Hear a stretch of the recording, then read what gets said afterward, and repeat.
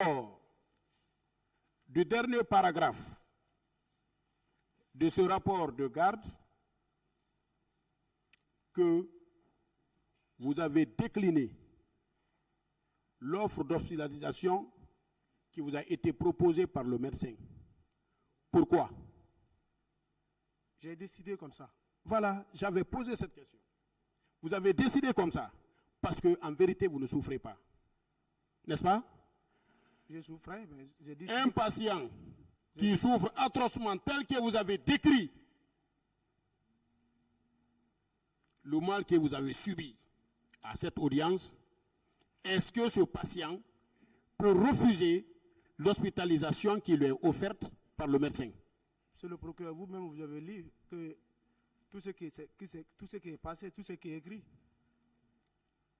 Je n'ai pas compris. J'ai dit, vous avez lu tout à l'heure tout ce qui est sur papier, tout ce qui est écrit par les médecins. C'est moi qui ai décidé de ne pas rester à l'hôpital, de continuer les soins. Je voudrais qu'on se mette d'accord sur un point. S'il vous plaît. Je sais que si vous n'êtes pas orienté, vos déclarations seront spontanées et véridiques. Et donc, M. Marcel, je voudrais qu'on se mette sur un point. S'il vous plaît. Vous dites? Je voudrais qu'on se mette sur un point. Qu'on se mette d'accord sur un point. S'il vous plaît. Moi, j'ai fait un accident. Oui, voilà. Mais est-ce que ça en valait le coup d'être hospitalisé? Ça en valait la peine? Le médecin a confirmé que je devais être hospitalisé.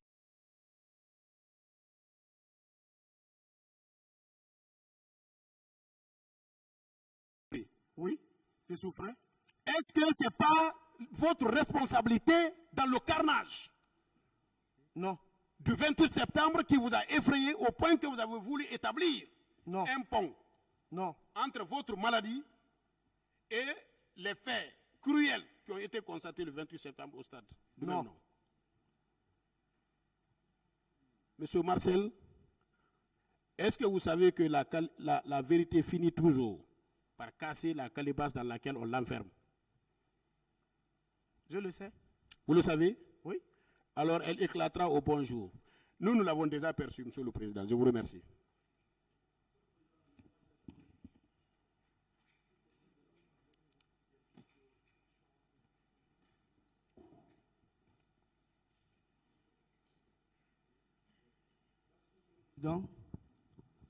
Je pense que dans cette salle, personne ne fait preuve de supériorité. Nous sommes là pour faire notre travail. Et voilà. Monsieur le Président, vous avez suivi le procureur tout à l'heure qui a déclaré que si notre client n'est pas orienté, qu'il va donner des réponses spontanées. Cela ne se doit pas. Parce qu'il est incapable ou sera incapable de dire qui l'a orienté. Maître, s'il vous plaît, vous n'êtes pas là pour donner des leçons à qui que ce soit. Pas Posez du tout. des questions à Pas votre du tout. client. Nous ne faisons que vous faire observer. Posez des questions. Voilà. Vous avez la parole pour les questions, s'il vous plaît. Nous vous soumettons nos inquiétudes. Allez-y. Quand le procureur dit que si vous n'êtes pas orienté, par qui? Par qui? Vous l'avez dit, simple. Monsieur le Président. D'accord. Je m'en remets à votre sagesse. Monsieur Marcel Guilavogui,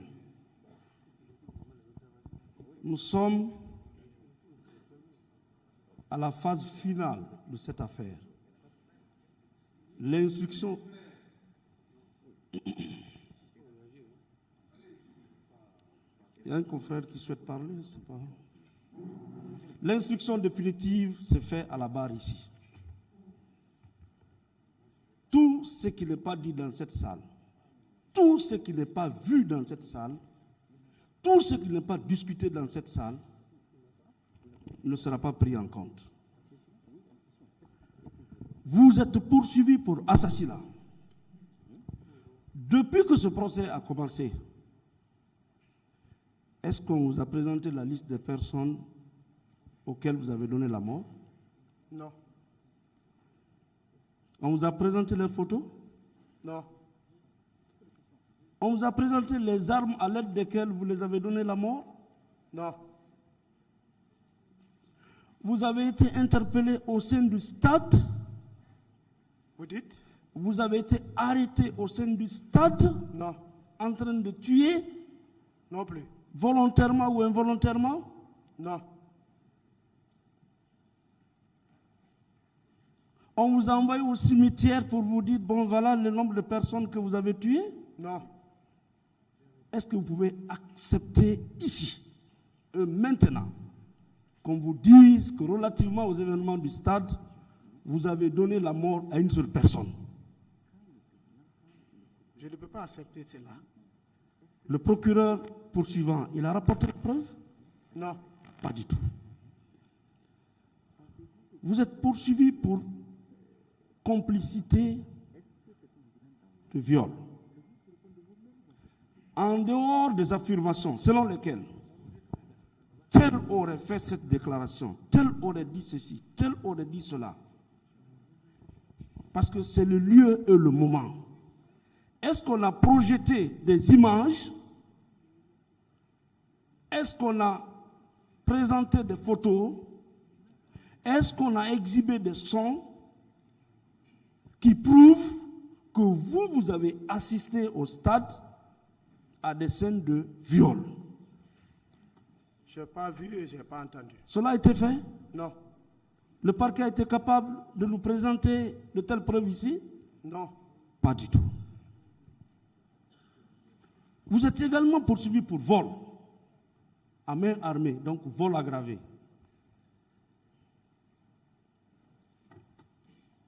Mon capitaine,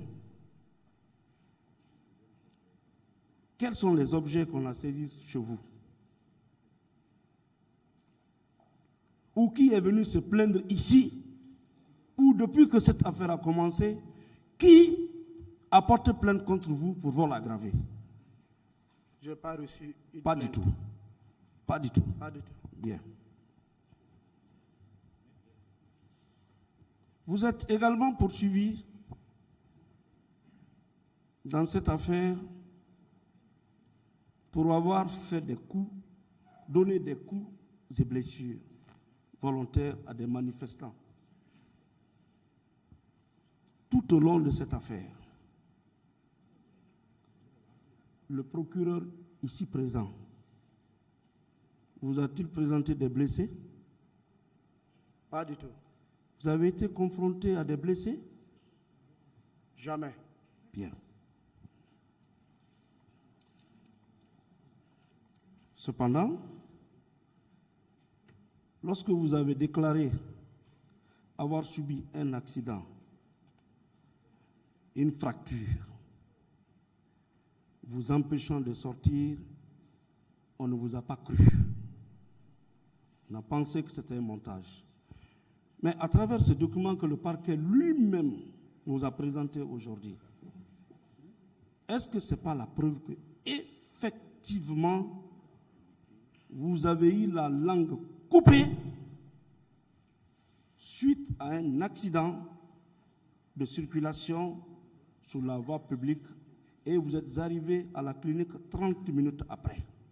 Est-ce que ce n'est pas la preuve que effectivement vous avez subi un accident et que vous étiez victime de cette blessure?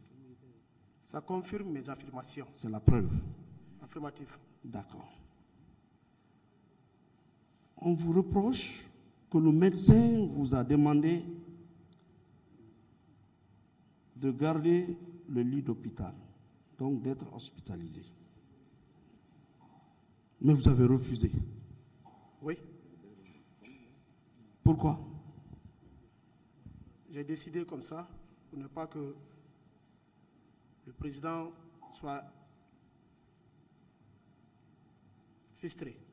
Pour ne pas que le président de la République soit Frustré. frustré. Oui. Bien. Est-ce qu'on peut ajouter pour ne pas qu'il soit sans sécurité? Mais qu'il soit sans sécurité, qu'il soit frustré aussi. Parce que vous étiez une de ces sécurités sûres, oui ou non? Sécurité et neveu. Et neveu. Oui. Et quand on sait en Afrique la place des neveux, je pense que le neveu est un homme de confiance, oui ou non? C'est le bébé gâté. C'est le bébé gâté. Donc, vous avez préféré garder votre douleur, regagner rapidement le camp, parce que votre présence là-bas, non seulement le rassurait, et vous-même vous étiez rassuré, parce que, quand même, il était le président de la République. Oui ou non?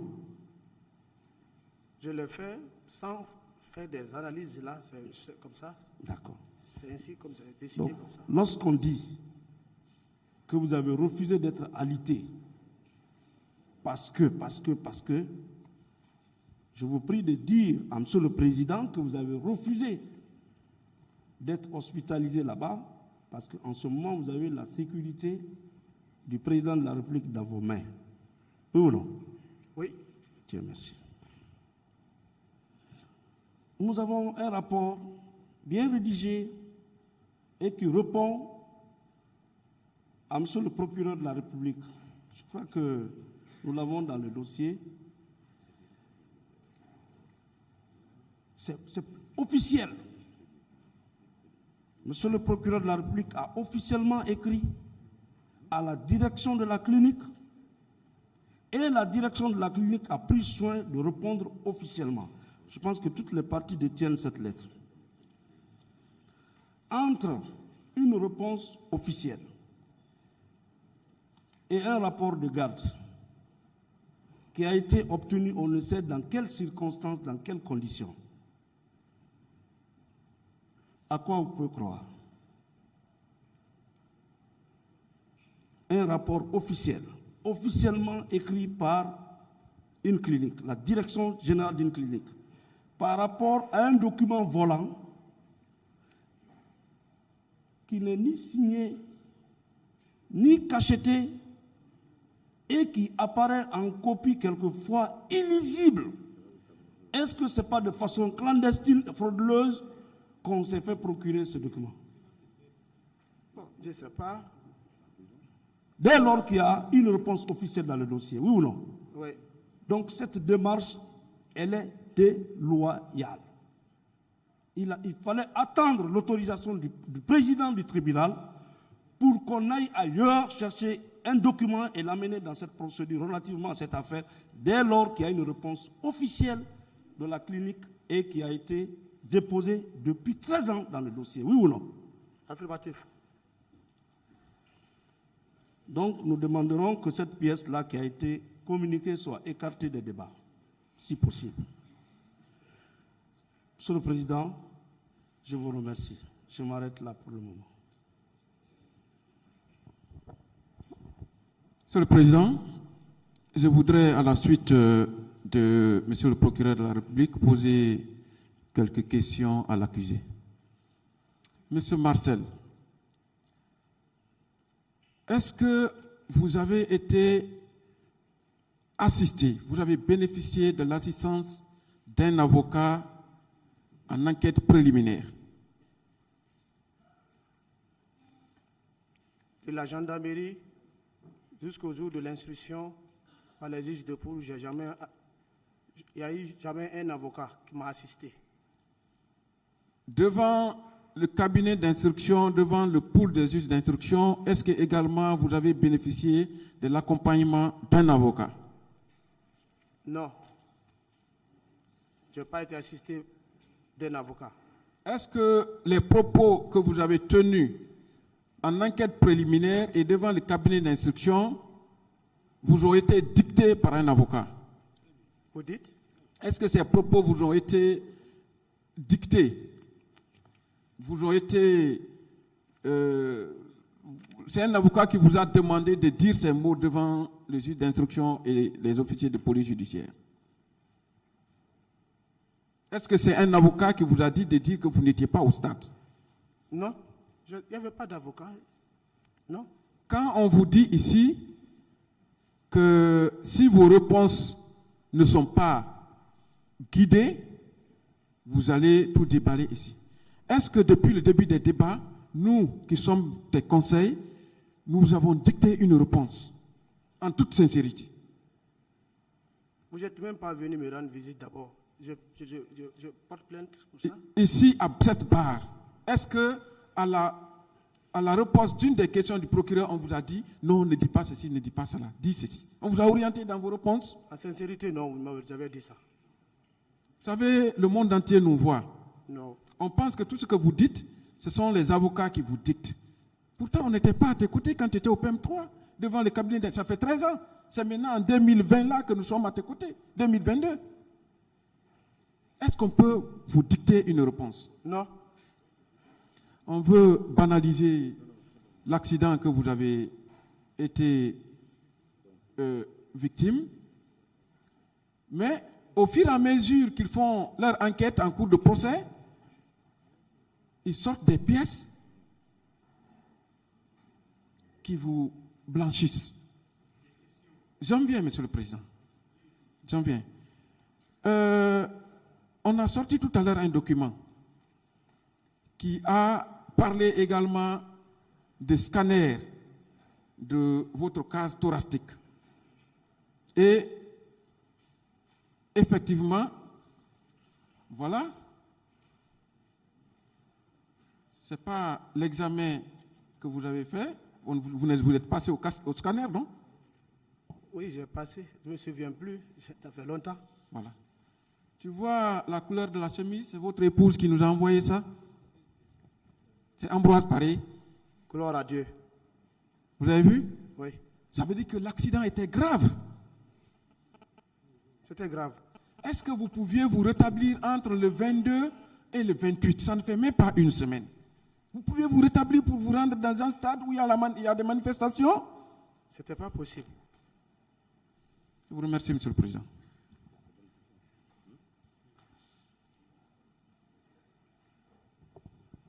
Merci bien, Monsieur le Président. Monsieur Marcel Guilavogui, est-ce que, à entendre le parquet, vous ne trouvez pas que le parquet est en train de sous-estimer ou de minimiser l'accident que vous avez subi? Bon, vous savez, la vie, chacun a sa pensée. Ainsi fait la vie. Mais celui qui a la douleur, c'est celui qui sent la douleur. Bien. Est-ce que vous êtes obligé de vous soumettre au dictat du parquet? Est-ce que vous êtes obligé de dire ce que le parquet veut? Je dois dire ma part de vérité, non la vérité de quelqu'un. La vérité de quelqu'un n'est pas une vérité de toute façon, oui ou non? C'est pas une vérité. Bien. Ce rapport médical dont on parle, qui est, je crois, au manuscrit, est-ce que ce rapport est loyal à votre vue? Est-ce que c'est un acte loyal, loyalement établi? Vous connaissez celui qui a fait? Bon. C'est un manuscrit, hein? Comme je n'ai pas regardé, je n'ai pas vu, c'est ici que j'ai vu ces rapports-là. Est-ce que là, vous ne pouvez même pas demander la comparution de ce médecin signataire de cet acte? Ah, qu'il vienne. Développer ce qu'il a écrit, oui ou non? Bon. Qu'il vienne développer ce qu'il a écrit, c'est ça, non? C'est ça, mais il a écrit juste ce qui s'est passé. Bien. Au-delà de ça, par rapport au cas de coups et blessures à travers les armes blanches, est-ce que le parquet a été capable, devant lui à Dixine, ou même devant les juges d'instruction, de vous brandir une seule arme blanche sur laquelle il y avait votre empreinte digitale? Est-ce que ce parquet a été capable de le faire? Pas du tout. Pas du tout. Après votre arrestation, la gendarmerie s'était rendue chez vous, non? Après votre arrestation, ou le jour de votre arrestation, la gendarmerie s'était rendue chez vous, oui ou non? Bon, je ne sais pas si c'est la gendarmerie, mais... En tout cas, ceux-là qui vous ont interpellé... Un groupe militaire est parti chez moi. Chez vous? Oui. C'est là où on vous a interpellé? On m'a interpellé, c'est la gendarmerie qui m'a interpellé. Bien. Est-ce que, à l'issue de votre interpellation, on vous a présenté un seul bien, comme pour dire que ce bien a été volé chez tel ou tel? Non. Ça n'a pas été fait? Ça n'a pas été fait. Bien. Est-ce qu'on vous a fait présenter qu'il ne reste que quelqu'un devant vous lors de l'audition pour dire que celui-là, vous vous êtes attaqué à lui, à son domicile, à son magasin ou à sa propre personne? Il n'y a jamais eu de confrontation entre moi et une personne. Il n'y a jamais de confrontation entre vous et quelqu'un d'autre. C'est ça, non? Affirmatif. Bien. On veut vous pousser à dire ce qui n'existe pas. Vous comprenez? Dire que vous étiez au stade, tel vous a vu, tel vous a vu. Est-ce qu'il n'existe pas beaucoup de personnes qui ont la même taille que vous? Ça, c'est évident. C'est du fait de Dieu d'ailleurs. Ça, c'est évident. Est-ce que vous pouvez être couché à votre service, dans la chambre que vous avez aménagée, et vous voir encore passer, ou vous voir encore au stade? C'est possible ça? C'est impossible. C'est impossible. Oui. Je vous remercie, Monsieur le Président.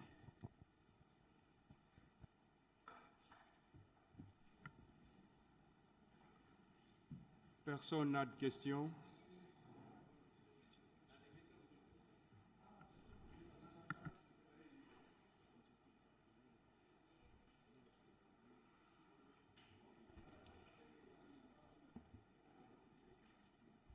Je vous remercie, Monsieur le Président, honorable assesseur. À la suite donc des avocats de la défense qui se sont répétés depuis 2 jours, nous essayerons de ne pas nous répéter et poser des questions. Monsieur Marcel, vous avez dit dans votre procès verbal d'interrogatoire que vous avez eu un accident le 27 septembre. Est-ce que vous confirmez cette déclaration? Je n'ai pas dit que je fais accident 27. Je ne me souviens pas de la date. Vous n'avez pas dit ça dans votre procès verbal d'interrogatoire? Je ne me souviens pas. Non. Maintenant, moi, je vous rappelle alors, à la lecture de votre procès verbal d'interrogatoire, que vous avez déclaré devant le pôle des juges d'instruction que vous avez eu l'accident le 27 et que votre langue a été coupée. Qu'est-ce que vous en dites? J'avais fait un accident, c'est ce que je connais. Est-ce que votre langue a été coupée? Oui. Ma langue a été fracturée, coupée, oui. Quand vous dites « ma langue est coupée », ça signifie quoi concrètement? C'était une blessure grave au niveau de la langue, des dents. La langue s'est complètement coupée ou c'était une petite section? Pas une petite section dont le médecin est venu, le chirurgien est venu faire la suture. Non, moi ça n'est plus petit. Je ne parle pas du médecin qui est venu faire la suture. Est-ce que quand vous dites coupé, c'est complètement coupé ou c'est une partie qui a été sectionnée? Ma langue a été coupée, c'est ce que je sais. D'accord, très bien. Ce qui signifie, en termes simples, vous avez perdu une partie de votre langue qui est tombée par terre peut-être, n'est-ce pas? Elle n'est pas tombée. Elle était dans la main de qui alors? Dans votre main ou c'est lui qui vous a conduit à l'hôpital? Ma langue n'était pas tombée. Alors elle n'était pas coupée alors? C'est pas tombé. Donc, il restait une bout de la langue qui pendait peut-être, n'est-ce pas? Donc, ce n'est pas coupé. Puisque le rapport qui a été produit par le procureur ce matin indique que vous avez subi une forte contusion thoracique associée à un traumatisme maxillo-facial avec omissection. Cela signifie que l'omissection, j'ai fait quelques petites recherches. L'omissection signifie une section incomplète. Donc, cela contredit ce que vous avez déclaré, ce que vous venez de déclarer à la barre. N'est-ce pas? C'est vous qui le dites? Non. En termes simples, vous venez de dire que votre langue a été coupée. Le médecin qui vous a traité indique que c'était une section incomplète. N'est-ce pas? Je ne sais pas. D'accord, très bien. Ensuite, Monsieur le Président,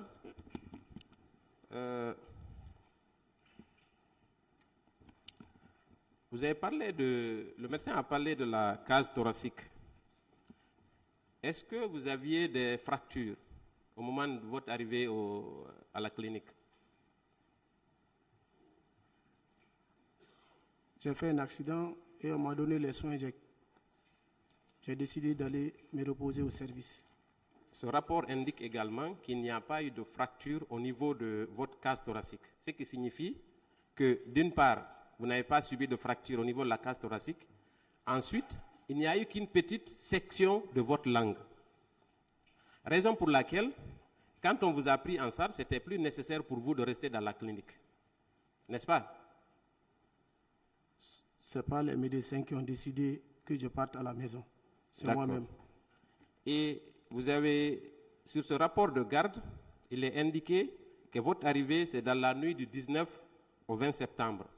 C'est-à-dire une semaine avant les événements du 28 septembre. Entre votre parole, avec toutes ces imprécisions, avec toutes ces contradictions, et la parole d'un médecin, qu'est-ce qui peut valoir ici à la barre? Moi, je ne me souviens plus de ce que vous dites, mais j'avais fait un accident. C'est ce qui me souvient. Non, on est d'accord sur l'accident. Mais la date certaine provient de ce document où il est clairement indiqué que vous êtes arrivé à la clinique dans la nuit du 19 au 20 septembre et non le 27 septembre. Qu'est-ce que vous en dites? Maître, quand on fait un accident, on fait un accident. D'accord, très bien. Ensuite, je voudrais revenir sur une de vos déclarations concernant les tortures dont vous avez parlé au PM3. Vous avez dit que la plupart de vos déclarations ont été faites sous la torture. Est-ce que vous maintenez cette déclaration? Affirmatif. Très bien. Qui vous a torturé au PM3? Je ne les connaissais pas. Comment? Je ne les connaissais pas parce que je n'étais pas de la gendarmerie. Je n'avais pas de rapport avec la gendarmerie. Vous ne les connaissez pas ou vous ne voulez pas citer les noms? Je ne les connais pas. D'accord, très bien. Est-ce qu'à la suite de ces tortures, vous avez subi des blessures? J'étais suspendu. Non, je ne parle pas de votre suspension. Est-ce que vous avez subi des blessures? Je n'ai pas subi de blessures. Ah bon? Oui. Quelqu'un qui a été suspendu pendant des heures peut être torturé sans subir de blessures? Bien sûr. Ah bon? Donc vous avez l'habitude de torturer peut-être des gens? Non, moi, je ne sais pas. Mais vous vous y connaissez finalement. Mais il y a des positions de torture que tu ne peux pas avoir. Si on ne te blesse pas, on ne t'a pas blessé. Mais la position dont moi, je n'étais pas blessé. Donc, il y a les techniques. Vous dites, quel genre de technique par exemple? Je ne suis pas de la gendarmerie. Non, ce n'est pas que vous n'êtes pas de la gendarmerie. C'est vous-même qui dites qu'il y a des techniques qu'on peut appliquer et que la personne qui est torturée ne puisse pas subir de blessures. N'est-ce pas? Je n'ai jamais torturé quelqu'un. Je ne peux pas vous citer comment torturer quelqu'un. Vous aviez déjà commencé. Peut-être que je me suis précipité à vous poser la question. Quoi qu'il en soit, vous n'avez subi, n'est-ce pas? Vous dites? Vous n'avez subi aucune blessure des suites de votre supposée torture. Vous voulez que je vous montre comment j'ai été torturé? Oui. J'étais sur la pointe de pied. Ensuite? Les mains à l'air. Oui, pendant combien de temps? Ah, je ne sais pas. Hein. Je ne pourrais pas connaître. Mais on n'oublie jamais. J'avais pas de montre pour chronométrer. Oui, mais il y avait quand même le soleil. Vous pouvez vous rendre compte que si le soleil s'est couché, c'est la nuit ou c'est la journée. Ça a duré combien de temps? Je ne peux pas vous donner le temps. Très bien. Vous pouvez continuer. Ensuite, Monsieur le Président, dans son intervention d'hier, il a parlé de la dotation des armes. Vous aviez indiqué avant-hier, autant pour moi, qu'on vous remettait des armes sans aucun document. Qui vous remettait ces armes? C'est votre supérieur hiérarchique ou il y avait des personnes qui étaient responsables de la remise des armes au garde présidentiel? J'ai dit c'est le président, le guide Mohamed Kadhafi qui avait offert des armes. Et le président d'alors, le général Sekouba Konaté, le président, il était ministre de la Défense à l'époque, qui s'est occupé de cela. Et il a divisé en deux groupes. Il a donné une partie pour le président Moussa Dadis Kamara, une partie pour ses gardes aussi. J'ai compris ce passage. Mais qui remettait les armes directement? Lui, il a donné des ordres. À qui il a donné ces ordres pour la remise? Parce que ce n'est pas le général Sekouba quand même qui a distribué. C'est Touba qui m'a donné mon arme. Donc c'est Touba qui vous a donné votre arme? Oui. Est-ce qu'en vous donnant, il avait compté le nombre de munitions qu'il vous a remis? Est-ce que, habituellement, on compte, par exemple, le nombre de munitions qui sont remises à chaque garde présidentielle? Il ne l'a pas fait. Il ne l'a pas fait? Oui. Est-ce que vous savez qu'au stade, les gardes présidentielles sont intervenus pour le maintien d'ordre? Est-ce que vous le saviez? Je ne sais pas. Je n'étais pas là-bas. Donc, on vous l'apprend. Vous dites? J'ai dit, je vous apprends alors. Puisque vous faisiez partie, n'est-ce pas? Non plus. Ok. Est-ce qu'il y avait un moyen, par exemple, pour vos supérieurs hiérarchiques de vérifier est-ce que les munitions qu'on vous a données ont été utilisées ou pas? Est-ce qu'il y avait un moyen de contrôle? Je ne sais pas. Si j'avais la possibilité de le faire, je l'ai fait. Moi, je ne sais pas. Ça n'engage que leur autorité. Non, ça vous engage aussi parce que si on vous donne 100 munitions et qu'il en reste 20, ils doivent se poser des questions, n'est-ce pas? C'est à l'autorité de poser cette question. Très bien. Et cette garde présidentielle était sous l'autorité de qui? En premier lieu, c'était sous l'autorité de qui? Cette garde? Oui. Toute garde est commandée par le président. Très bien. Donc, c'était directement sous l'autorité du président, n'est-ce pas? Le président commande sa garde. Est-ce que, au lendemain des événements du 28 septembre, vous avez appris que le président a diligenté une enquête pour identifier les membres de la garde rapprochée qui sont intervenus au stade? Je n'ai pas entendu et je n'étais pas informé. Vous n'êtes pas informé? Il n'y a eu aucune enquête? Je dis, je n'ai pas entendu une commission qui est venue vers moi qui a enquête sur cette situation. Est-ce que parmi les gardes présidentiels, il y avait de la familiarité entre vous? Est-ce que vous vous connaissiez tous, ou presque? Non. Vous connaissiez combien parmi ce lot? Vous dites? Vous connaissiez combien parmi les membres de la garde présidentielle, à part Toumba? Je ne sais pas. Vous ne savez pas ou vous ne voulez pas répondre? Je n'ai pas de réponse pour cela. Vous connaissiez 10 personnes? Non. 15? Non. 20? Non. 50? 2? Je ne sais pas. Vous ne connaissiez aucun membre de la garde rapprochée? Je ne sais pas. Très bien. Ça va certainement vous aider. Vous avez parlé aussi de votre passage chez les juges d'instruction. Est-ce qu'au niveau des juges d'instruction, on vous a torturé? Je n'étais pas assisté par un avocat. Non, moi je ne vous demande pas si vous étiez assisté. Est-ce qu'on vous a torturé? Je ne pense pas si un juge peut torturer. Très bien. Donc? Non. On ne vous a pas torturé? Non. Est-ce que vous avez sollicité la présence d'un avocat pour vous assister?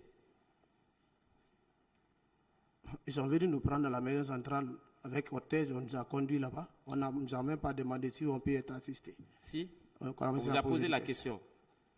Cela ressort de votre interrogatoire de première comparution. N'est-ce pas? Quand vous êtes arrivé, c'est le juge, il vous a demandé est-ce que vous voulez être assisté d'un avocat? Qu'est-ce que vous aviez répondu? Je ne me souviens pas. Maintenant, moi, je vais vous rafraîchir la mémoire parce que vous avez dit que vous n'en vouliez pas. Vous avez renoncé à la présence d'un avocat pour vous assister, oui ou non?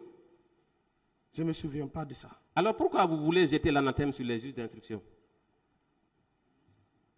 Je n'ai pas mis ça à la tête du juge d'instruction. Si. Quand vous dites que le juge ne vous a pas autorisé à prendre un avocat, c'est que vous insinuez qu'il n'a pas respecté vos droits. Ah, c'est vous qui pensez comme ça. Est-ce que la question vous a été posée, oui ou non? Je ne me souviens pas.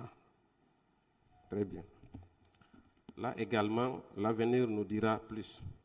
Monsieur le Président, je voudrais réagir pour terminer à des propos qui ont été tenus ici par un avocat de la défense que je ne vais pas nommer, qu'il me soit permis de rectifier, puisque...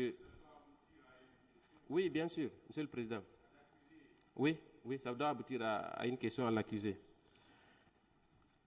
Les avocats a posé à Marcel Guilavoki s'il avait vu des aveugles, des passants, si des aveugles, des passants, des sourds-muets vous ont indexé dans cette procédure. Je ne sais pas. Si c'est un aveugle, parce que moi je suis un détenu. Vous êtes un? Je n'ai pas vu quelqu'un.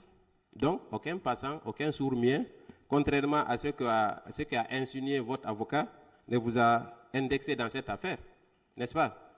Ceux qui sont cités, qui m'ont indexé, je ne les ai pas vus encore, s'ils sont aveugles ou pas. D'accord. La dernière question concerne vos rapports avec le président Dadis. Vous avez indiqué hier que vous étiez son neveu, ce qui est tout à fait normal, puisque vous êtes rentré dans les considérations historiques et linguistiques. C'est tout à fait à votre honneur. Vous avez déclaré que vous étiez fidèle au président et que vous continuerez. Qu'est-ce que cela signifie? Le président Moussa Dadis Camara est mon oncle. Est-ce qu'on ne peut pas être fidèle à son oncle? Si. Un oncle, c'est un tout pour chacun de nous, ici présents. Est-ce que dans votre fonction de garde rapproché, on vous demande d'être fidèle à l'institution qui représente le président ou on vous demande d'être fidèle à la personne du président? Vous dites? Je dis, dans votre fonction de garde rapproché, oui. On vous demande dans votre formation d'être fidèle à l'institution qui représente le président ou la personne du président? Si le président n'a pas confiance à une personne, tu ne peux pas être sa garde? Non, peut-être que vous n'avez pas compris. La fonction que vous assumez, vous êtes un agent des services publics. Dans votre fonction, vous protégez le président de la République ou la personne du président? C'est l'institution c'est à travers l'institution qu'il incarne que la protection, vous faites la protection ou c'est sa personne elle-même que vous protégez? Les deux. Les deux? Oui. Maintenant, s'il est question de choisir, qu'est-ce que vous choisirez entre l'institution et la personne? L'institution, je ne connais pas cette définition. La fonction de président. Parce qu'aujourd'hui, M. Moussa Dadis Camara n'est plus président. Mais si vous êtes un garde rapproché, vous devez encore servir un autre président. C'est ça l'institution de la présidence de la République. Si un autre président me choisit comme au venir le servir, je le servirai. D'accord, très bien. Mais vous êtes fidèle à une personne, puisque c'est votre oncle. Est-ce que cela ne vous a pas conduit à aller massacrer des personnes au stade du 28 septembre pour protéger son pouvoir? Je n'ai pas été au stade 28 septembre. Très bien. Nous avons des avis contraires et des témoignages. Monsieur le Président, je voudrais, à travers cette phrase terminée, et peut-être passer la parole à mes confrères. Merci pour votre patience.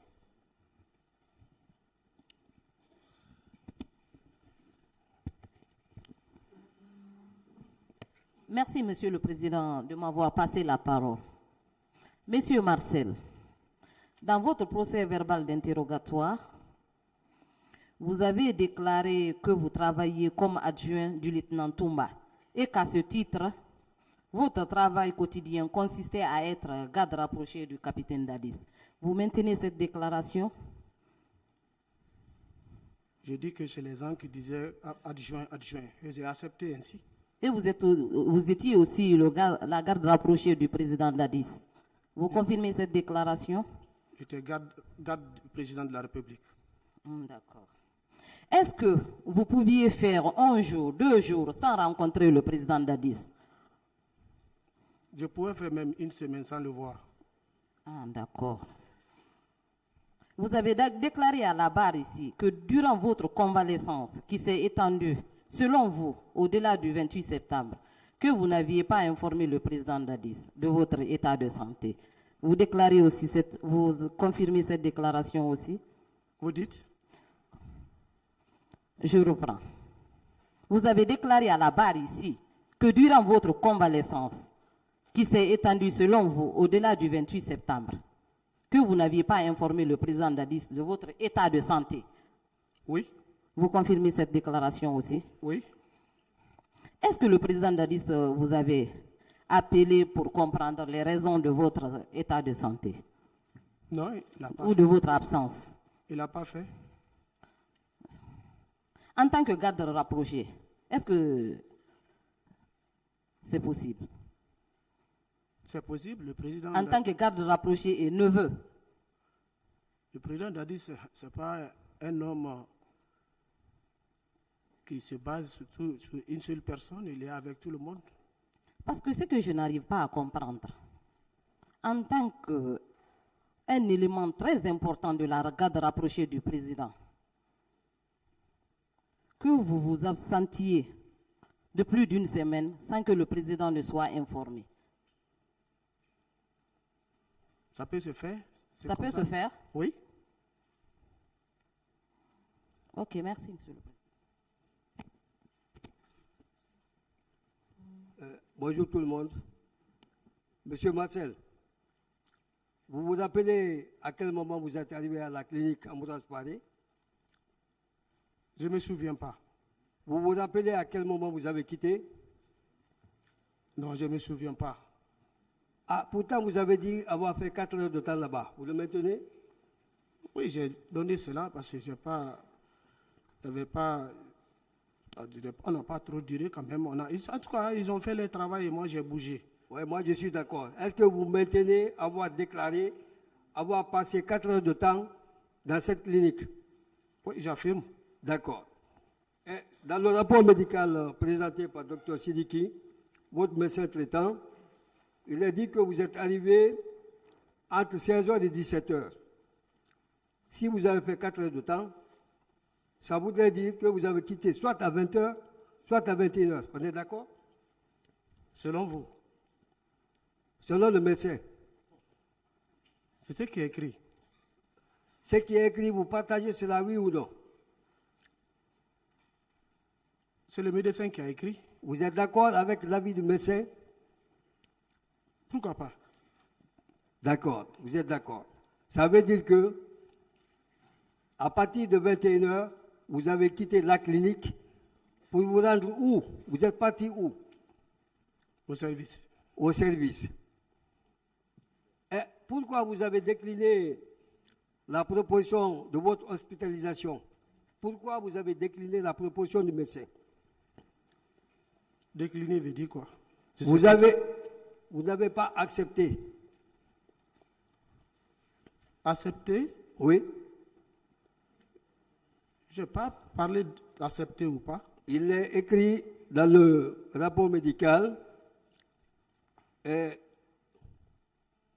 à sa sortie du bloc, nous avons proposé une hospitalisation que le malade a déclinée.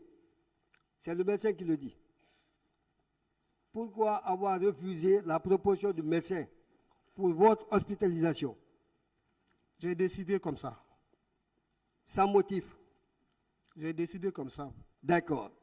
Mais cela contrarie votre réponse donnée à une des questions de la défense relativement à l'option, à votre option de vous rendre au camp pour protéger le président. C'est cela? Bon, quand tu es à la présidente, même tu protèges le président. J'ai dit bien, vous avez quitté la clinique pour vous rendre au camp Alpha Yaya dans le seul but de protéger le président. On est d'accord? J'ai décidé d'aller faire les soins au service. Et si en cas de nécessité, le président avait besoin de moi, j'allais lui dire maintenant que je suis malade. Bon, moi je ne comprends pas. Vous êtes l'un des gardes rapprochés de la protection de M. le Président. Vous tombez malade. Une semaine après, celui que vous êtes censé protéger n'est pas au courant de votre état de santé. Comment expliquez-vous cela? Je n'ai pas d'explication pour cela. Je n'étais pas la seule personne qui le gardait. Il y avait Toumba aussi. Est-ce que entre la date du 19 septembre 2009 et la veille des événements, quel était votre état de santé? Votre santé s'aggravait, votre état s'aggravait ou bien il y avait des améliorations? Du premier jour, du troisième jour, le quatrième jour, il y a du sang même qui sortait. J'ai dit jusqu'à la veille, le 27. J'étais malade. Je suis d'accord. Je demande si votre état de santé s'est amélioré ou sinon si c'est dégradé. Au fur et à mesure, petit à petit, ça passait. D'accord. Vous avez quitté la clinique, vous vous êtes rendu au camp Alpha Yaya. C'est cela? Je me suis rendu au service. Je n'ai pas compris. De la clinique au service. Mais le service se situe où? Le service se trouve dans l'enceinte du camp Al-Fahaya. Donc, vous servez au camp Al-Fahaya. C'est cela, non? Oui. Alors, vous dites que vous êtes malade, je suis d'accord, mais au lieu de vous rendre à votre domicile, quand je dis domicile, vous comprenez ce que je suis en train de dire, vous avez opté pour le bureau. En dehors de votre rôle principal de veiller à la protection du chef de l'État, quel autre service vous pouvez rendre? Parce que si vous dites bureau, cela n'est plus dans le cadre de la protection du président. Dans ce bureau-là, quel travail vous étiez appelé à assurer dans ce bureau-là? Moi, j'étais parti au service en ce jour pour me reposer. Je suis d'accord. Pour ne pas être dérangé. Moi, je suis d'accord. C'est une de mes questions qui va revenir. Pour vous reposer, vous choisissez de vous installer dans votre bureau pour travailler. C'est pour travailler? Je ne travaillais pas. Mais qu'est-ce que vous faisiez dans ce bureau-là alors, puisque vous ne travaillez pas? Je n'étais pas dans le bureau. C'était où? Dans ma chambre de repos. Une chambre de repos. Donc ce n'est plus le bureau, vous changez encore? Le service avait un bureau, il y a une chambre de repos. C'est cette petite chambre-là qui vous servait de bureau, ou bien c'est vos chambres qui servaient de bureau ad hoc? Il y a 3 chambres. Vous pouvez aller constater. Non. Chaque chambre. Je suis d'accord sur ce que vous dites. Il y a un bureau, il y a un lieu de repos. Voilà, moi je ne vous demande pas la constitution le de bureau votre maison. dit est là et le lieu de repos aussi est là. Pas seulement quand tu es accidenté, mais tu peux te reposer. Moi je suis d'accord. Pour le moment, quand on dit bureau, c'est pour travailler. Quel travail vous appelez en ce moment-là? Je sais pas. D'accord. Alors, Monsieur Guilabogui, vous dites que vous pouvez faire une semaine sans rencontrer Anti Diomé ou sans être avec le président. Vous le confirmez? Quand j'ai besoin de lui, je vais vers lui. Quand il a besoin de moi, il m'appelle. Mais est-ce que le fait même que vous soyez garde rapproché ne veut pas dire que le président a besoin de vous? Vous dites? Le simple fait d'être affecté à la protection du président, est-ce que cela ne voudrait pas dire que le président a besoin de vous? S'il avait besoin de moi, il allait m'appeler. Donc ça veut dire que votre travail de garde du corps, ce n'est pas quelque chose de permanent? C'est temporaire? Un homme ne peut pas garder même une semaine arrêté ou bien rester dans un point. Il y a toujours des rotations. Mais si vous mettez votre vigile à votre porte, vous revenez, il n'est pas là. Qu'est-ce que vous faites? Vous trouvez un autre vigile ou bien vous l'appelez pour lui demander pourquoi il n'est pas là? Vous dites? Si vous mettez votre vigile à votre porte, vous revenez, il n'est pas là. Qu'est-ce que vous faites? Vous trouvez un autre vigile pour le remplacer ou bien vous demandez au vigile pourquoi il n'est pas présent? Et si tu viens trouver chaque fois qu'il y a quelqu'un? Je ne sais pas. C'est au président de poser cette question. Alors, des témoignages concordants attestent de votre présence au stade. Est-ce que vous avez des témoins pour prouver que vous étiez au camp? Pouvez-vous citer un seul nom, une seule personne qui va témoigner que vous étiez au camp? Moi, je n'ai pas de témoin pour ça. Ah, comment ça? Votre épouse était là? Est-ce qu'une épouse peut être témoin? Je sais pas. Est-ce que votre épouse était là? Mon épouse? Oui. Était où? Je vous demande, vous dites que vous étiez à votre bureau au camp. Oui. Est-ce que votre épouse était là avec vous?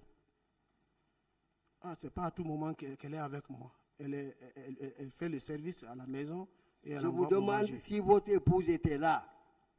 Je n'ai pas constaté. Elle a envoyé le manger et elle s'est retournée à la maison. Et vos enfants? Non.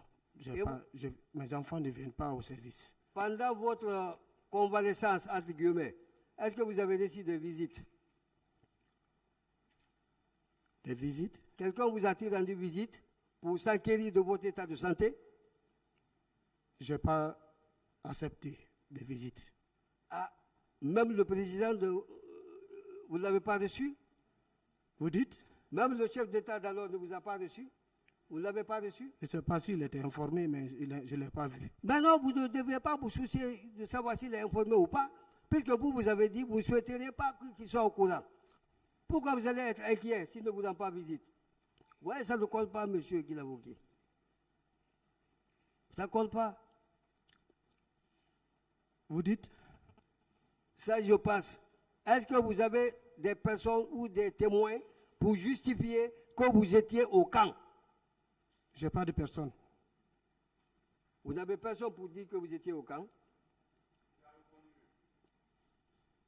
Bon, c'est souvent bien d'insister. Vous savez, d'accord. Après, comment vous avez continué votre traitement?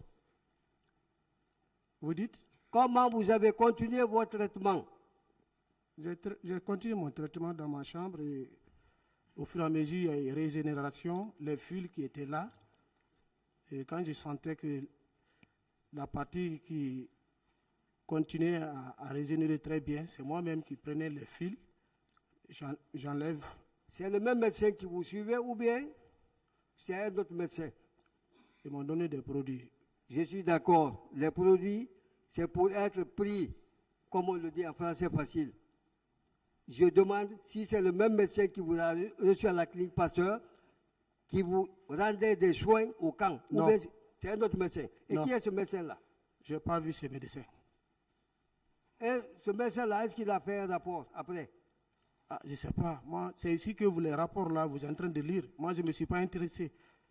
Pendant que vous étiez alité, est-ce que vous aviez un téléphone, un talkie-walkie, des trucs comme ça?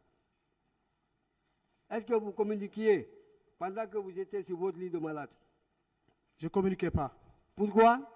Parce que je suis souffrant. On m'avait dit de ne pas trop parler. Donc vous n'avez jamais appelé? Jamais? Je n'appelais pas. Vous n'avez jamais reçu d'appel? Bon, je recevais les appels, mais je ne décrochais pas. Ah, il n'y avait personne à vos côtés pour répondre aux appels éventuels? Non. Merci, Monsieur le Président.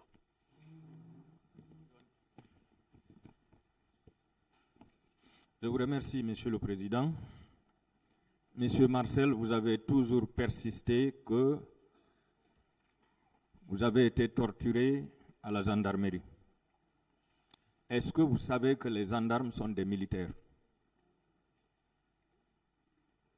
C'est des militaires. Est-ce qu'un militaire peut torturer un militaire? C'est possible. C'est possible? Oui. Donc vous aviez assisté à des tortures à l'endroit des militaires? Je n'ai jamais assisté à cela. Parce qu'ils ont torturé un militaire. Donc, qui je suis, dans des affaires. Vous avez été torturé? Si j'ai été torturé, c'est que en tant que militaire, donc ils peuvent aussi torturer d'autres personnes que moi. D'accord. Est-ce que vous avez porté plainte contre ces militaires, gendarmes, qui vous ont torturé? Je ne pouvais pas porter plainte parce que j'étais entre le feu et l'enclume. Comment? Je suis en prison. Mais même en prison, on peut porter plainte. Oui, c'est la décision de la personne. Est-ce que vous avez porté plainte? Je n'ai pas porté plainte. Voilà, ça veut dire que vous n'avez pas été torturé. C'est ça la vérité, vous n'avez pas été torturé. Est-ce que vous connaissez vos droits, quand même? Je continue. Vous avez dit que devant le pool des juges d'instruction, on ne vous a pas permis d'être assisté d'un avocat. Vous confirmez ça toujours? Je n'ai pas été assisté d'un avocat. Voilà. Je vous rappelle, sur une question du pool des juges d'instruction,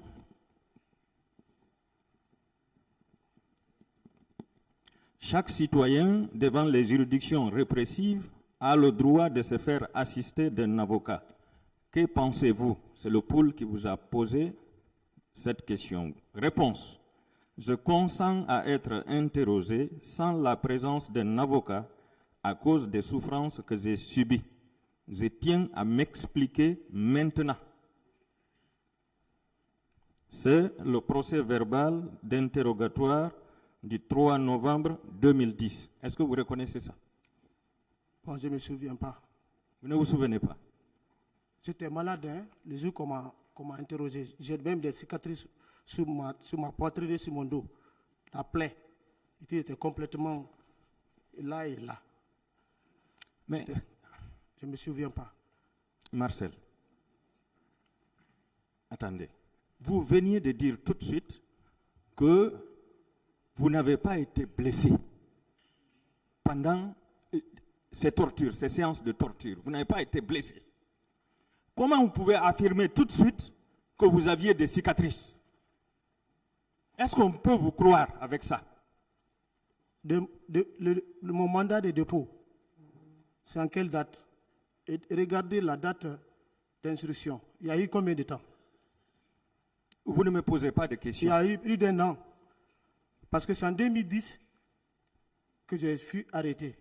C'est en novembre, juin, juillet, août, septembre, octobre, novembre qu'on nous a pris militairement, on nous a conduits dans un coin pour notre audition. Ça trouvait qu'il y avait la gale qui est complètement sortie ici. Si M. le Président veut, je peux me déshabiller, vous allez le voir.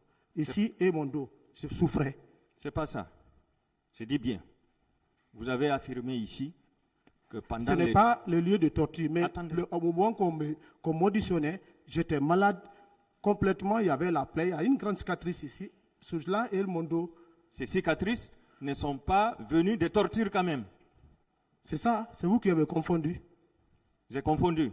Oui. Ces cicatrices sont venues d'où? À la maison centrale. À la maison centrale. Là-bas, on vous a torturé? Je n'étais pas torturé, mais j'étais dans une cellule insupportable. La gale est sortie sur moi. Je poursuis sur une autre question. Est-ce que vous reconnaissez les faits mis à votre charge? Vous avez répondu non, je ne reconnais pas les faits mis à ma charge. Est-ce que vous reconnaissez ça quand même? J'ai affirmé cela depuis longtemps. Voilà. Donc c'est vous qui avez renoncé à l'assistance d'un avocat. Ah, je ne sais pas, je ne me souviens pas. D'accord, je continue. Venons-en au niveau de la clinique. Monsieur Marcel, vous êtes victime d'un accident de la circulation. Votre langue a été coupée. Vous avez été admis dans une clinique où vous avez reçu des sutures. Le médecin vous propose une hospitalisation. Vous déclinez et vous préférez aller au bureau au lieu d'aller à votre domicile. Et vous avez dit ici que les jours qui ont suivi cette suture, le sang a coulé. Pour quelqu'un qui a sa langue coupée, qui ne peut pas parler, qui refuse l'hospitalisation, la logique voudrait qu'il aille à son domicile pour être au moins secouru par sa famille, ou bien qu'il aille, c'est une question, monsieur le Président. La logique voudrait qu'il aille en famille pour être secouru par sa famille, ou bien qu'il aille directement dans son bureau. J'ai choisi mon lieu de service pour être calme. Parce que à la maison, il y a les enfants, il y a tout le monde, chacun vient rendre visite. Tu peux pas, c'est pas facile. Qui s'occupait de vous dans votre bureau? C'est madame qui envoyait mon manger. Quand elle envoie, elle quitte. Non, je veux parler de votre traitement. Qui s'occupait de vous au bureau? En quoi? C'est moi-même, j'étais là couché. Donc, chacun de vous? J'ai été traité, on m'a donné les produits, je suis rentré. Donc vous administrez vous-même les produits? On m'a donné les produits, des alcools, ainsi de suite. Et depuis, vous n'êtes plus réparti à la clinique? Bon, je ne me souviens pas, je ne pense pas. Qui a enlevé les sutures? C'est moi-même. Vous-même? Oui. Donc vous êtes médecin?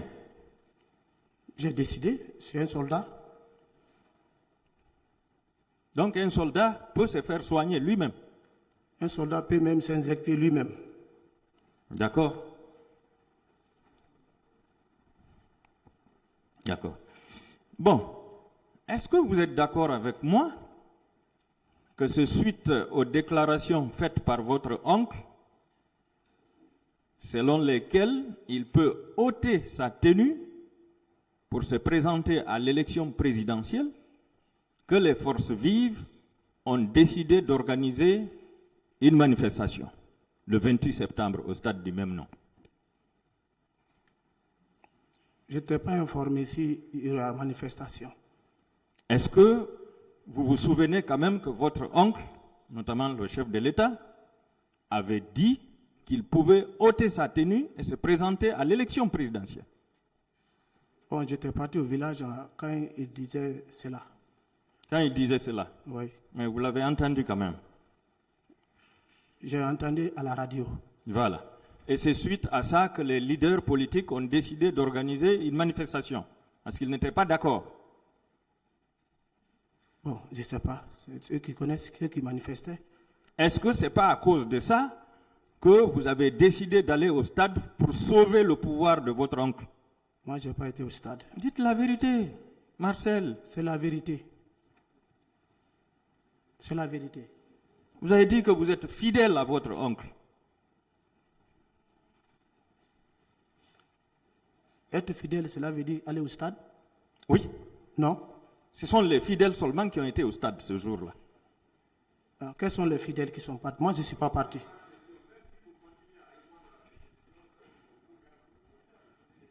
Oui, Monsieur le Président.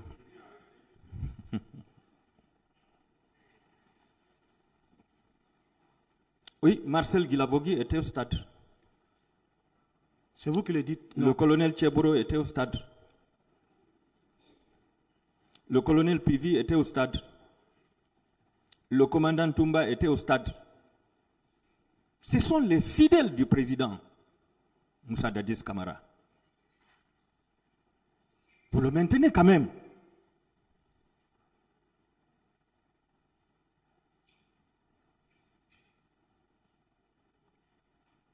Monsieur Marcel, il vaut mieux dire la vérité que de continuer la négation.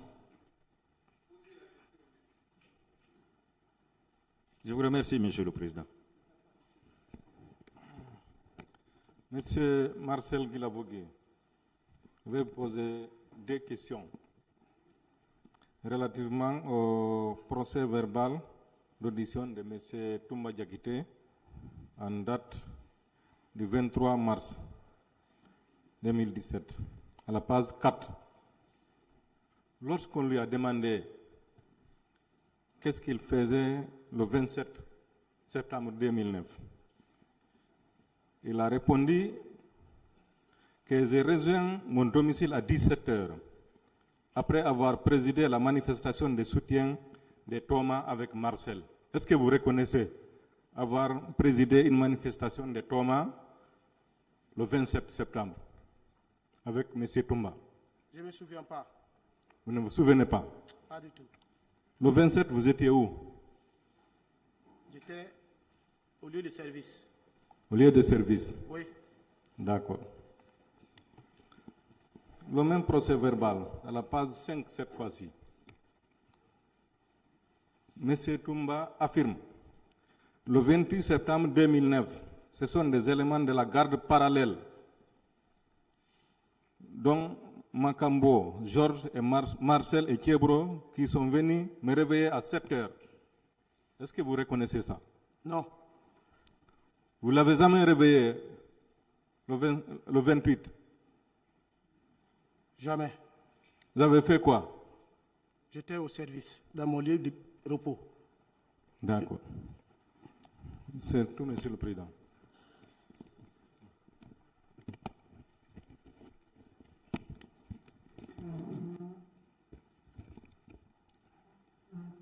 Monsieur Guilavogui, quand vous êtes retourné au bureau, et que le médecin vous ait demandé de passer la nuit au moins, est-ce que vous étiez revenu vers votre médecin? Vous dites? Je dis, vous avez été blessé. Le médecin vous a demandé de passer la nuit. Vous avez préféré aller au bureau. Mais est-ce que vous étiez revenu vers le même médecin? Mais retourner, non, je ne me suis plus retourné à la clinique. Parce que ça signifie que le médecin avait peur. Il voulait que vous soyez sous surveillance médicale. Peut-être ce que vous pensez, mais moi, je ne sais pas. Moi, j'ai décidé d'aller au service. Et vous n'avez vu aucun autre médecin? Vous dites? Je dis, vous n'avez vu aucun autre médecin au moment où vous étiez au bureau? Non, je n'ai plus assisté à un médecin. Pourtant, il y a une infirmerie au camp Alpha Yaya. Vous n'êtes pas allé non plus dans cette infirmerie-là? Ils m'ont donné des produits qui pouvaient me traiter, je suis resté comme ça. Même quand vous avez constaté qu'il y avait du sang qui sortait, vous n'êtes pas retourné à l'infirmerie du camp Alpha Yaya, au moins pour voir si la blessure s'aggravait ou si vous étiez en train de vous remettre. Il y avait un miroir, je regardais, je voyais. Quand je dis sang, ce n'est pas parce que ça coule comme de l'eau. Donc vous aviez assez de médicaments entre le 19 et le 20 septembre jusqu'au 28 septembre pour aller mieux et un miroir pour vous-même constater que vous alliez mieux. Je constatais petit à petit, la langue, ça régénère petit à petit, ça a évolué très bien. Et je me suis senti un peu bien. Ça partait ainsi. D'accord. Je vous remercie, M. Guilavogui. Monsieur Guilavogui, vous dites que quand votre oncle, le président Moussa Dadis Camara,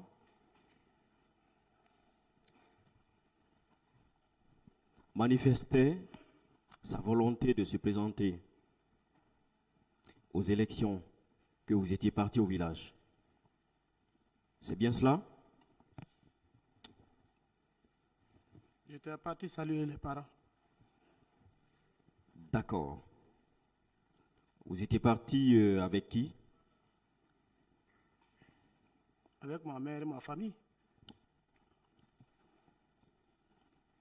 Vous n'étiez pas parti avec quelques éléments, des frères d'armes?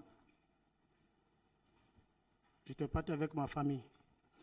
Des gens sont informés par rapport à votre descente dans votre village à l'époque. Dites-nous la vérité, s'il vous plaît. J'étais parti avec ma famille. Est-ce qu'une fois, vous n'êtes pas descendu avec des hommes en uniforme dans votre village? Je suis parti avec certains des... Avec certains, d'accord. Oui. Et vous étiez combien environ? Je ne me souviens pas. Dans combien de voitures? Combien de pick-up? Une seule pick-up. Remplie? Pas remplie. C'était des proches, des amis? C'était mon chauffeur et il est décédé. Il s'appelait comment? Koboikou. Oka, c'est lui? J'ai dit Koboikou. D'accord. Donc, vous étiez parti avec des hommes dans votre village pour maintenir. Pourtant, vous aviez dit ici que vous n'aviez pas d'hommes. Vous n'aviez pas d'éléments. Parce que j'ai des éléments. Ce n'est pas des éléments. Nous travaillons tous ensemble. Donc, mais ils étaient sous votre autorité, c'est bien cela. N'est-ce pas? Je suis parti sous permission. Oui, mais ces hommes étaient sous l'autorité de qui exactement? On était tous sous l'autorité du président et son aide de camp. Oui, mais après le président, il y a son aide de camp. Et après son aide de camp, il y a l'adjoint. Après l'adjoint, il y a d'autres personnes. Vous étiez au nombre de 150 au total. C'est bien cela? Je n'ai pas un nombre fixe. C'était une centaine au moins, n'est-ce pas? Je ne me souviens pas de ça. Je n'ai pas un effectif dans la tête. Est-ce que parfois, il arrivait que l'effectif soit sectionné, qu'il y ait des groupes? Vous dites? Est-ce qu'il y avait des groupes parfois de l'effectif de la garde présidentielle? Je n'ai pas bien compris votre question. D'accord. Vous étiez nombreux à être comptés parmi les membres de la garde présidentielle. Est-ce qu'il y avait des groupes? Des groupes? Oui. Je n'arrive pas à comprendre votre question. Dans votre interrogatoire, vous avez parlé de groupes. De groupes? Oui. Des membres de la sécurité présidentielle. C'est le service qu'on rend par rotation? Par rotation. Oui. De combien? 3, 4? Ça dépend. Oui, ça dépend de combien? Ça dépend du temps et du moment. D'accord. Je vois que vous ne voulez pas répondre. Qui était le plus gradé parmi vous? Vous dites? Qui était le plus gradé parmi vous? Le plus gradé? Oui, pour la mission du village. Ceux qui étaient avec vous pour le village, pour votre village. J'étais le plus gradé. Vous étiez le plus gradé. Oui, sous le Et donc, d'accord. Dans l'armée, qui commande quand il y a le plus gradé et d'autres moins gradés?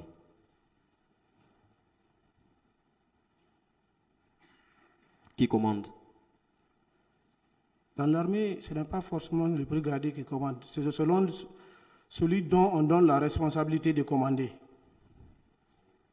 Parmi vous qui étiez partis au village, qui avait la responsabilité de commander? C'est moi, parce qu'on partait chez moi. C'est vous. Oui. Donc vous aviez effectivement vos éléments. Mes éléments? Oui. Oui. Voilà. Pourtant, vous aviez dit ici que vous n'aviez pas d'éléments, vous n'aviez personne.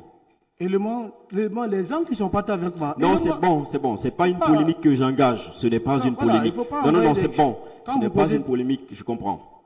Vous posez des questions. Le lieutenant Toumba, à l'époque, je crois qu'il était lieutenant, a aussi soutenu qu'effectivement, il vous a dépassé à des endroits avec vos hommes. Ce sont les termes que vous employez souvent.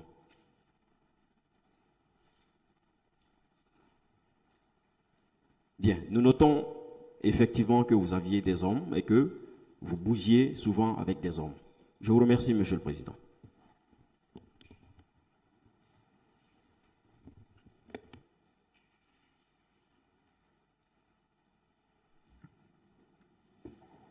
Est-ce qu'il y a des questions encore?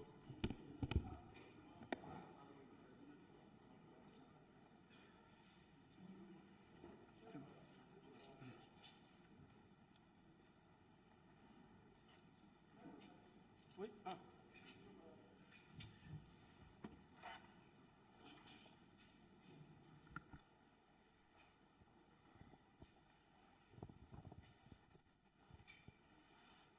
Merci, Monsieur le Président, honorables membres. Monsieur Marcel Guilavogui, votre village c'est où? Mon village c'est Digilazou, dans la sous-préfecture de Badizia. Votre visite au village, il y a eu combien de morts? Dans mon village, il n'y a pas eu de morts. Hey, maintenant, c'est une infraction d'être dans ce village. Monsieur Marcel Guilavogui, on a voulu réduire le temps même à 2 heures. On a tout fait pour faire tomber l'alibi de votre accident. Comme ça ne peut pas tenir, on tient désormais à réduire que vous avez fait 4 heures et d'autres même disent 2 heures selon de l'autre côté. Mais la lettre dont le parquet a sollicité, parce que ici, c'est nous ici, même après le verdict, il y aura des enquêtes. Les enquêtes continuent encore, faute d'éléments sous la main. Il a dit ceci. Ainsi, c'est le courrier du 17 octobre 2022. Nous pouvons confirmer son passage dans notre clinique pour des soins dans la nuit du 20 au 21 septembre 2009. Dans la nuit du 20 au 21 septembre. Est-ce qu'on peut réduire cela à 2 heures de temps? Non. Voilà. Donc, on ne peut pas être plus réaliste que le roi. Le médecin a certifié que vous avez passé une nuit là-bas, que personne ne ramène à 4 heures à 2 heures. Monsieur Marcel, on est en train de vous faire croire que vous avez renoncé à votre droit. À votre droit au niveau du juge d'instruction. Ce qui est grave, de faire la lecture de l'article préliminaire en son 4e ou 6e paragraphe, en ce qui concerne l'accusé, que, à l'information, bien sûr, elle a le droit d'être informée, la personne, des charges retenues contre elle, d'être assistée d'un défenseur, dès son interpellation ou sa détention. Même si vous, en matière criminelle, vous avez renoncé à la présence d'un avocat, est-ce que le juge d'instruction, si on doit respecter la loi, pouvait vous introduire ça avocat en matière criminelle? Oui, je vais. C'est ce que vous venez de lire, comme je ne suis pas du droit. Oui. Ça ne se doit pas. Ça ne se doit pas. Oui. Dès votre interpellation,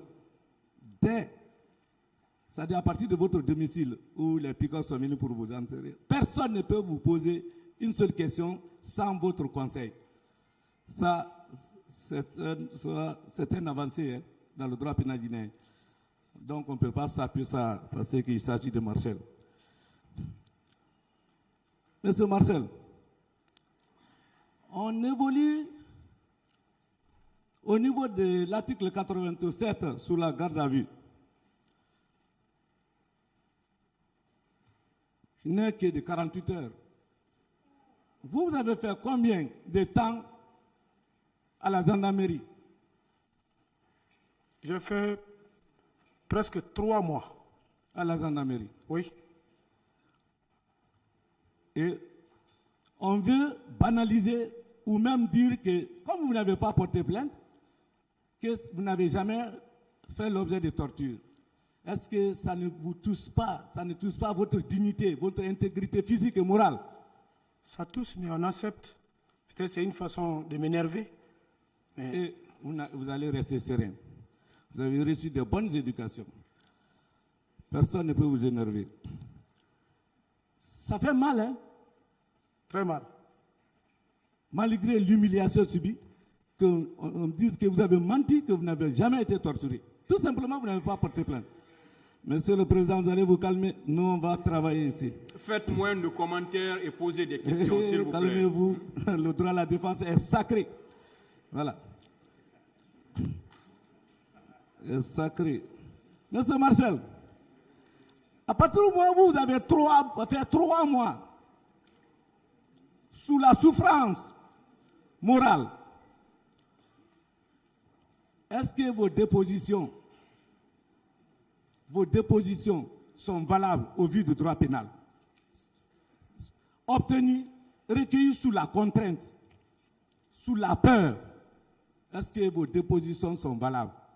On peut se servir de ça parce que vous avez énuméré le nom des personnes. Non. Monsieur le Président, calmez-vous. C'est le dossier là très grave. Maître, s'il vous plaît. Attendez, hein. Attendez, s'il vous plaît. Attendez, je vais aller en face de vous. S'il vous plaît. Pour que vous il faut qu'on se comprenne. On va se comprendre. Parce que nous vous n'avez pas la parole, hein. Le tribunal a la parole. Le tribunal a la parole, maître. Oui, j'ai la parole pour les questions. Ayez au moins la courtoisie pour le tribunal. Le tribunal a la parole. Je suis très courtois. On n'est pas là pour se faire insulter. Ayez la courtoisie pour le tribunal. Je suis très le courtois. tribunal On n'est a pas la là parole. pour se faire insulter. Si la défense doit être restreinte, la défense peut même se retirer. Monsieur le Président, vous n'avez pas la parole, maître. On va se dire toutes les Vous n'avez pas la parole, maître. On va traiter qu'il y ait de courtoisie. On n'est pas là pour se faire insulter. Vous n'avez pas la parole, une fois de plus. Je vous écoute, Monsieur le Président. Une fois de plus, vous n'avez pas la parole. On ne veut pas d'incident, mais laissez-nous défendre. Monsieur le Président, je demande la parole, s'il vous plaît. Allez-y, Monsieur le procureur. Calmez-vous. Ce n'est pas nos premiers grands procès, ça. Monsieur le Président, je voudrais vraiment que... On ne sera jamais humilié ici.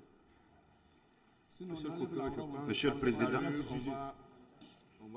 on va essayer de suspendre pour se parler un peu. D'accord. L'audience est suspendue.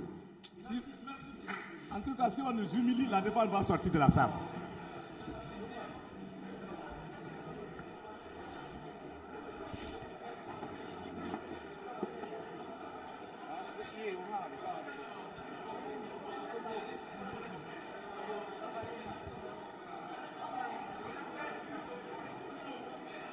Intimide, on enlève la robe, on les laisse juger.